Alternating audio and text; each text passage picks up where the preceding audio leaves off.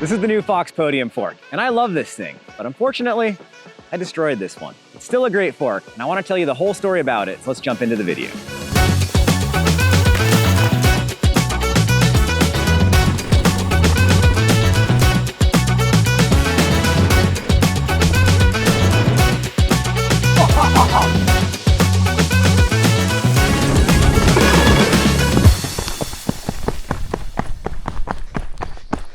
Okay, front brake does not work very well. Okay, before I do pop this box open, it's right here. I'm so tempted to pop it open.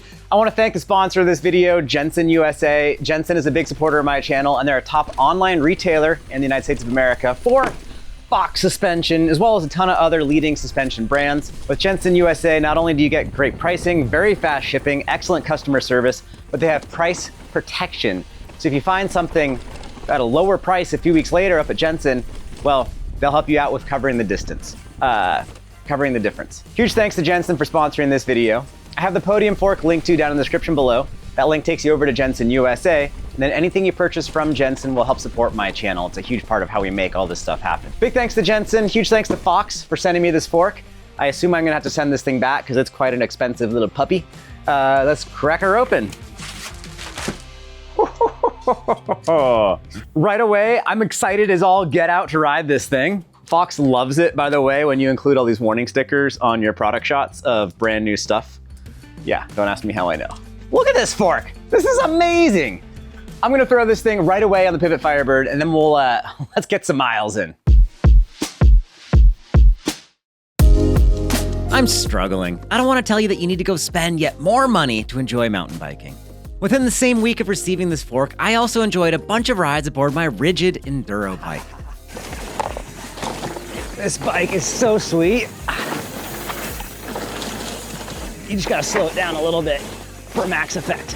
From a candle to a blowtorch, Wow. from a calculator watch to a TI-83, from Apollo 11 to SpaceX Dragon. One bike had such an insanely forgiving and inspiring front end that I couldn't wait to go try more of the sketchier trails. And the other bike is so wonderfully pure and simple. Aboard that Rigid Neo Clunker, I was happy to skip all the sketchiest trails, as even the blues felt like a challenge. And on the other bike, fitted with the most modern of marvels, the experience blossomed from rigid surviving to squishy thriving. Are you ready? Let it bounce.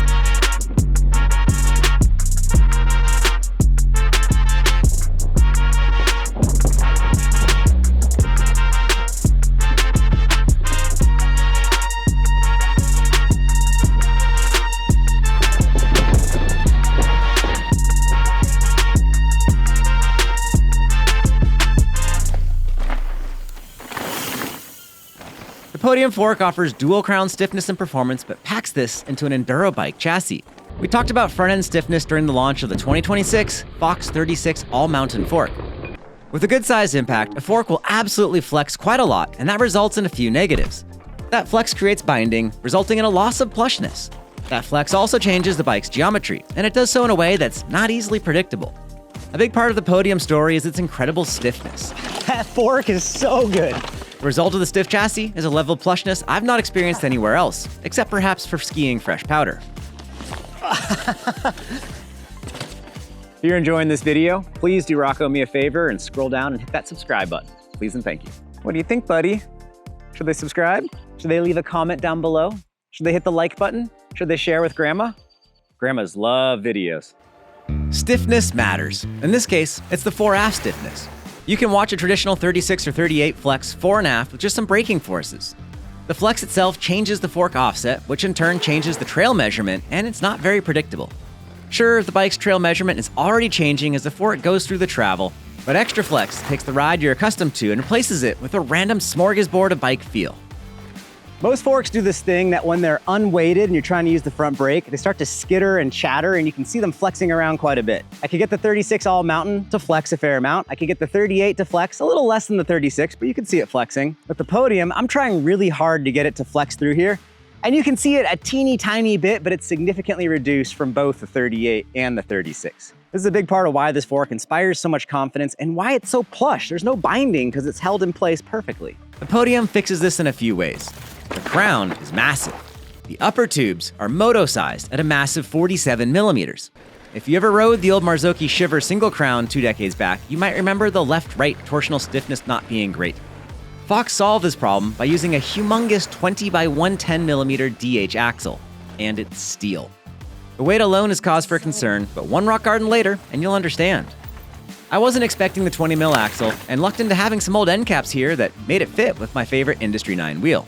I quickly realized that this is a 20 by 110 front hub setup on the Podium. I don't have any current wheels set up 20 by 110. I'm a mountain biker, not a downhiller, so I think I can convert some of my Hydra hubs over to 20 mil, and I have a pile of old end caps, so I'm gonna futz around and try to Frankenstein up a hub.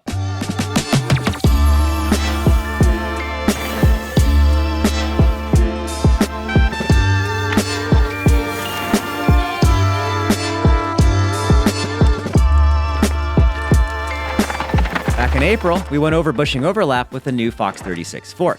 A huge part of the story behind this new Podium fork is what's called bushing overlap. To make a cool visual, I marked where the bushings are on these forks with some blue tape. In short, a suspension fork works when the stanchion slides within the two supporting bushings. As you may expect, the further apart these bushings are, the stanchion will resultingly have less leverage against them. That means less flex and a more freely sliding stanchion.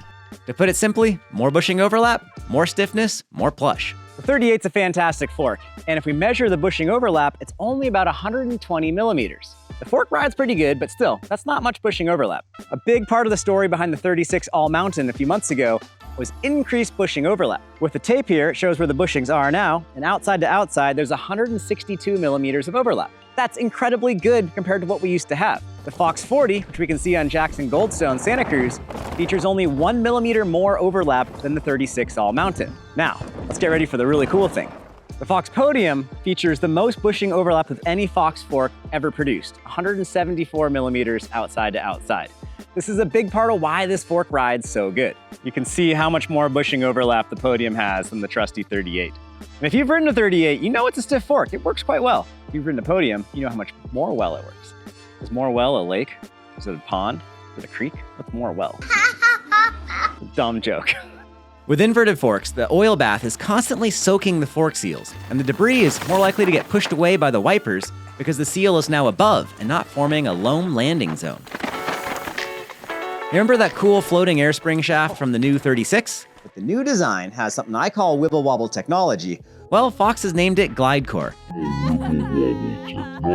It's an elegantly simple solution to fork performance. The air piston is allowed to float somewhat independently from the shaft that drives it from the front wheel. When the fork does inevitably flex, this minimizes any side loading and possible binding upon the spring. The inverted chassis is great, but I want to take a moment to share that the Grip X2 damper here is absolutely amazing. I tend to prefer the more trail-oriented Grip X damper on most of my bikes, but on the Podium, the extra speed and chances I'm taking make the X2 feel very well suited. The concept of Grip X2, using larger shims for control, but making the main hole in the piston bigger than ever, is very simple and effective. The Podium is an ideal chassis for this, and I'm using more high-speed compression damping than ever before. I was really enjoying 4 clicks out from fully closed on higher speed bike park jump lines. Oh God. Oh. Sounds like you went far. Yeah. I landed at the very bottom of the landing. I turned a 20-foot long jump into a 35-foot long jump. Oh God. Oh. This bottom out was more gentle than riding off some of the root jumps on the rigid bike. Yeah. With all this love, well, we need to balance ourselves back to reality. There are a few drawbacks to this fork. First up, weight. The inverted design will always be heavier than a traditional 38, so Fox plans to continue to sell the 38. Fox 36 All Mountain, freshly released back in March. Let's see how hefty this is. Just under 5 pounds, with a fender and ready to ride. Fox 38 Grip X2 with fender and some mud. Oh, okay, that's not too bad. All right, the moment we're all here for. Podium weigh in. Well, that's not bad at all. Now, granted, no fender on the Podium. The other forks had fenders. So we're just about a pound heavier than the 36 All Mountain. And the 36 All Mountain had a fender at that point. So roughly a pound more weight to change your bike's entire character.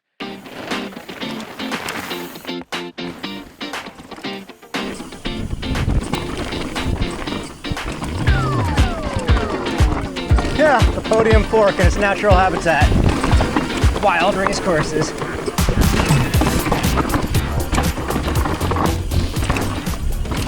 Next up, fork travel. Fox is limiting the travel of this fork to 170 millimeters, primarily due to the weight issues of going any bigger. I almost don't care if the travel is 160 or 170. Fox noticed none of their race team athletes were using longer than 170, so they felt this was an appropriate length. Fenders are important here in the Pacific Northwest, and important for making YouTube videos. Probably my biggest concern with this fork is the fenders. Where I live, it rains like 13 months out of the year, so fenders are very helpful. You've probably seen all the mud on my GoPro lenses. So yeah, getting a fender on this fork is like my biggest priority. Fox is only offering a moto-style fender up high on the crown, not as effective as a low fender. And finally, cost. The fork is $150 more than a Fox 40 Grip X2. With the perspective that the Podium packs an incredible amount of performance onto the front of a bike that most of us are able to ride far more often than a downhill bike, well, I think that the $2,000 MSRP isn't really a bad deal. Still, it's a lot of coin, especially my pals at Jensen USA have so many closeout forks available. It all comes back to the experience you want to have. But after riding the fork, I think the MSRP is indeed appropriate.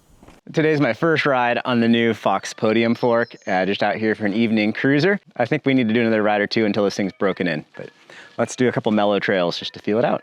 Ready to shreddy.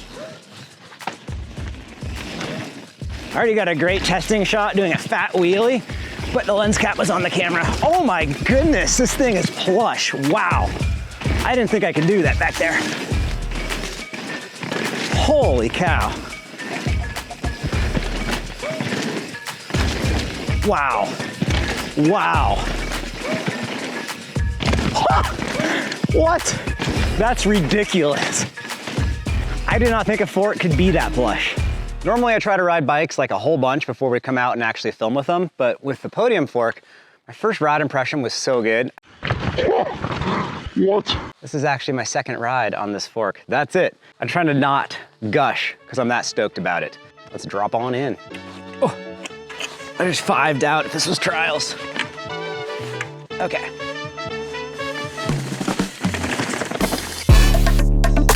Oh, so much impact.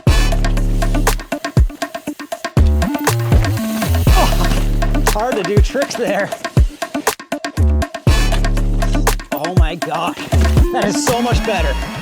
I bottomed out pretty hard, but it's okay. Yes, the Podium is hands down the most amazing fork I've squished, though it is better suited for some bikes than others, and we'll get into that later. It's also not for everyone, and that's okay. I very much appreciate the fork for what it is. Two-legged aluminum and steel, formed into state-of-the-art perfection. But do we all need perfection? To me, what matters the most is simply why we get out and ride in the first place. That feeling of zipping along in nature, transforming potential energy into kinetic, along with the resulting carve and drift through a perfect turn. Even though I'm raving about this fork, you don't need to go buy it tomorrow. I still have had such a good summer on the rigid bike, and the traditional Fox 36 and RockShox Lyric are both great forks and will always have a place. They are lighter, they are cheaper, and they still work so well. But when I do get back on the Firebird with the Podium, it's such a treat to feel how the bike just calms itself and maintains true sensei levels of composure. I do have an internal struggle of hyping the latest and greatest, all while out riding aboard the complete opposite. And I thought it'd be fun to juxtapose just how different the experience is. It is also a bit of an eye-opener as to how much benefit good suspension provides. There's a couple of things suspension does that you just take for granted when it's all you know. So going into a corner, you get so much more grip when you have a squishy fork. You get a bigger margin for error when you're leaning the bike over through the turn. And then for slowing down, you get a lot more bite on the ground with that give of suspension and that control of some damping. And at the end of the day, suspension's more about control than comfort, but it definitely helps both categories. Now, when a part does improve my ride experience, well, and that is exactly why I get stoked on talking about bikes in the first place. I don't really care about having the latest, greatest thing on my bike. What I do care about is having a great time on the trail. And I'm pumped right now because this feature is a great illustrator for just why damping actually matters and helps us have more fun. So as you roll down this, you hit the ground really hard, and then there's a second fall off. And in the past, I'll bottom out, rebound, and then bottom out a second time, and I'm pretty out of control. Bottomed out so hard. What's so cool about this fork and why I'm actually excited about something that's expensive and fancy and new is that it's so stiff and strong, it's very predictable and not wiggling, But more than that, the damping just works a heck of a lot better. When I come down this thing, the bike is so much more planted and predictable because I ended up so much more in control through that pulling to jump over this rock as a fun jib line wasn't a big deal. In the past, I was like counting my lucky teeth that I was actually alive just riding by that. So the newfangled fork was the difference between surviving and actually having fun and pushing my limits and finding new things. It's all about the ride, not necessarily the latest, greatest tech. But when the latest, greatest makes that ride so much more tasty, well, then pass me a glass of water, it's time to talk tech. I love that rigid bike, but in an ironic twist, it's also a perfect example of embracing the latest tech. The rigid bike may not have suspension, but it has everything else, all in the name of a great experience. Cushcore, front and rear. 2.6 WTB tough casing tires, front and rear. 36mm wide rims on amazing Industry 9 wheels. Ultra plush carbon 35mm race face handlebars. Cane Creek Visco set with its damping properties. I've built the rigid rig up this fancy way so that I can have the best possible experience. For those of you curious about this new fork, it's similar. Yes, it's fancy. Yes, it's expensive, sort of. And if you do want the best possible ride, well, then it's certainly worth consideration. Last year, I was blown away at how well Live Valve Neo works, and it smashes open the door for frame design to really change. But while that was really cool, this fork is an even bigger game changer. It doesn't need bicycles to change right away. It'll work on any bike that accepts a 160 or 170 travel fork and a 29-inch front wheel. Wow, that's mind-blowing. It's true, at no fault to Fox, I did destroy this Podium fork. So unfortunately, transporting to the trails, there was another bike next to this bike and its pedal was down here and it ground the stanchion down significantly to the point that oil started gushing out of the fork. This is my fault, and it's just because the fork is different. With conventional forks, we've all eventually scratched a stanchion, and it is somewhat fixable.